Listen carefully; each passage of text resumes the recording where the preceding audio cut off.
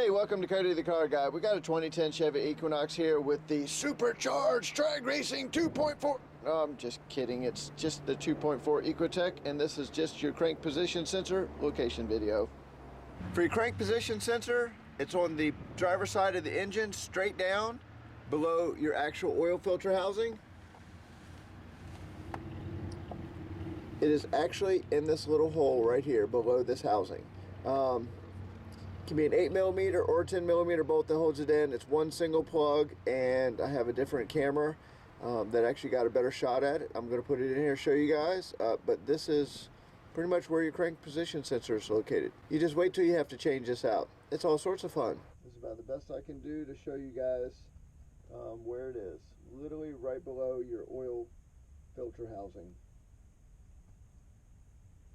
Alright, now that you saw the other video showing exactly what your crank position sensor looks like in there, so I hope that helps you guys, and I'll catch you on the next one.